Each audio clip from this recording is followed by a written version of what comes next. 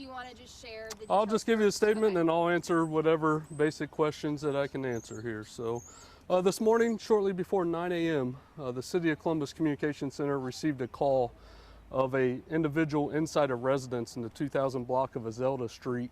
It was reported that that individual had a firearm and had violent felony warrants out for their arrest.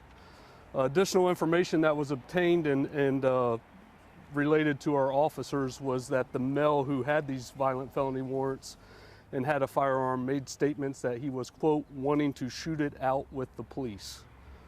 Due to this information and due to the violent felony warrants this individual had, our SWAT personnel was requested to respond to the scene to attempt to serve the warrant on the individual.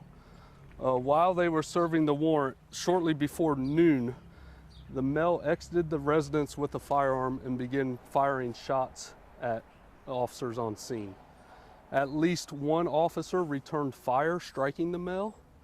The officers rendered aid on that male, and that male was transported to an area hospital in critical condition, but has since been upgraded to stable condition and is expected to survive his injuries.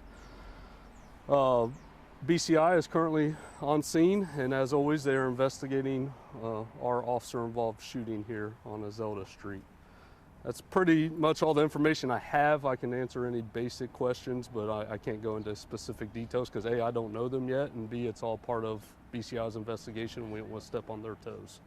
Were any officers hit by a bullet? None of our officers were hit. It sounds like we're pretty lucky. It's my understanding that at least one of our vehicles was struck several times by gunfire. I believe that was a SWAT personnel's vehicle that was struck by the gunfire, but none of our officers were hit or injured out here on the scene. Oh, sorry, go ahead. Were there other people in the home? I know neighbors said I don't know. I think we have several people that are considered witnesses that are, here at scene going to talk to the detectives, but I do not know where they were. I don't know if they were outside at the time and witnessed it or if they were inside the residence at the time. Who made the phone call about this person around 9 I don't have the details on who the caller was or what their relation is to the male, but they were very specific naming this individual and said that he had a firearm inside and was willing to shoot it out with the police and said that he had warrants, and we were able to confirm those warrants through the clerk of courts. Were the officers wearing body-worn cameras at the time? It is my understanding, I don't want to say for certain, but it is my understanding that there will be body camera footage, but that's all part of what they're doing behind me, and we'll have that answer for you guys hopefully tomorrow. Once we comb through all the evidence, we'll be able to hopefully release that stuff to you. Are you able to release the person's name? Not at this time. It will be, we want to make sure all family, that is supposed to be notified is notified before we don't want them to find out through the news. We want them to find out from personnel that he was involved in this incident. I can tell you it's an adult male and it was a black male. Do you have an age? I do not. I do not. Can you go into more detail about the type of warrants that were out for his arrest? Violent felony warrants, I think they include felonious assault, which means that I think one of them even says causing serious physical harm to an individual. And I think there was one that we call discharge into habitation, and what that is shooting into an occupied house or a residence or a building of some sort. Did you guys do, was it like a standoff with SWAT here?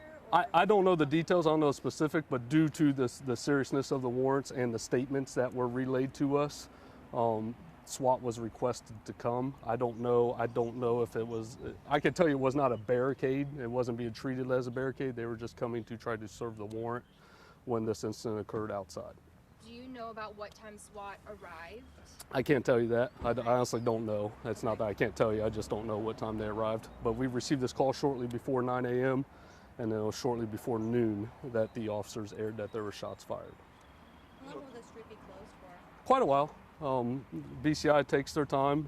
And we're talking, when we have somebody firing shots one direction at officers and we have officers firing shots back, we got to make sure there's no other houses, no vehicles out here besides the one that I already told you about that have been struck. So they'll take their time combing through the scene, seeing if there's any video evidence from, nearby residences, stuff like that. So they'll take their time.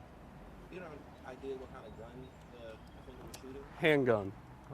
There was some information that maybe it had a Glock switch on it. I can't confirm that, but that was, I think, the caller who called in said that he had a handgun with a Glock switch, but I cannot confirm that that was actually the firearm that was used to fire at officers. I think the last question from me is, you know, we've met at scenes like this before, especially in recent months.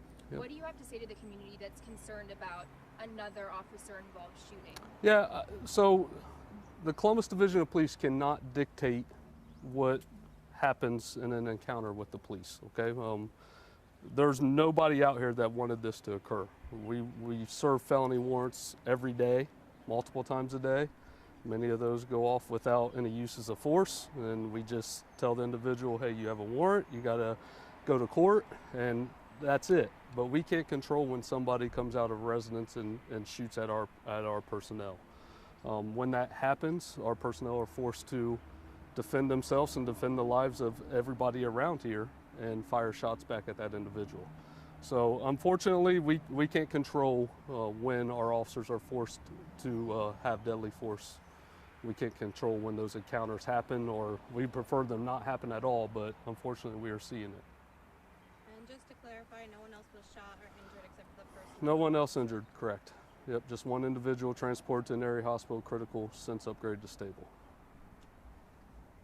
Any questions? All good? Thank you. All right.